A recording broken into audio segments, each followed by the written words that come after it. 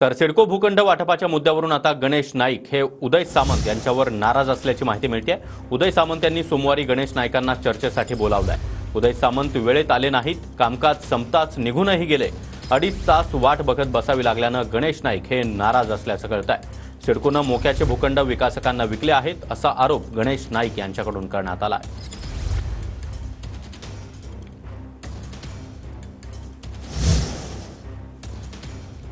आणि या संदर्भात अधिक माहिती देण्यासाठी आमचे प्रतिनिधी गिरीश गायकवाड आपल्यासोबत आहेत। गिरीश, गणेश नाईक चांगलेच नाराज असल्याचं कळतंय आणि त्यांची नाराजी दूर करण्यासाठी उदय सामंत हे देखील प्रयत्नशील आहेत।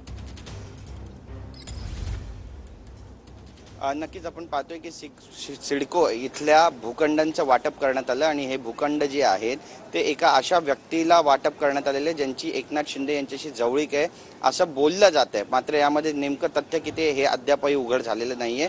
त्यामुळेच गणेश नाईक वारंवार या सगळ्या घटनेचा पाठपुरावा करताना आपल्याला पाहायला मिळाले। सोमवारी सुद्धा या संदर्भात उदय सामंत यांनी बैठक लावली, कारण त्यापूर्वी अत्यंत गंभीर स्वरूपामध्ये गणेश नाईक यांनी भाष्य केलं होतं, सरकारवर नाराजी व्यक्त केली होती आणि तो आपला अधिकार आहे, मी सुद्धा व्यक्ती आहे आणि त्यामुळे मी अशा पद्धतीनं बोलू शकतो असं सुद्धा गणेश नाईक म्हणाले। आणि हेच कारण होतं की उदय सामंत यांनी बैठक लावली होती, पण सोमवारी आपण पाहिलं की मुसळधार पाऊस त्या ठिकाणी होता आणि त्यामुळेच ते येऊ शकले नाही आणि बैठकीसाठी गणेश नाईक तर पोहोचले पण उदय सामंत पोहोचले नाहीत आणि जवळपास 2.5 तास त्यांना त्या ठिकाणी तिष्ठत बसून राहावं लागलं अशी खंत सुद्धा त्यांनी खासगीत बोलून दाखवलेली आहे। आणि त्यामुळे गणेश नाईक विरुद्ध एकनाथ शिंदे असा सामना आता विधान भवनामध्ये रंगणार आहे का हे पाहणं महत्त्वाचं ठरणार आहे। पण त्यांनी आपली जाहीर नाराजी तर व्यक्त केलीच आहे आणि या सगळ्या संदर्भामध्ये त्यांचं समाधान एकनाथ शिंदे किंवा उदय सामंत यांच्याकडून केलं जाईल का पाहणं महत्त्वाचं ठरेल। नक्कीच त्यामुळे उदय सामंत गणेश नाईकांची नाराजी दूर करण्यात यशस्वी होतात का हे पाहणं महत्त्वाचं आहे। धन्यवाद या माहितीसाठी।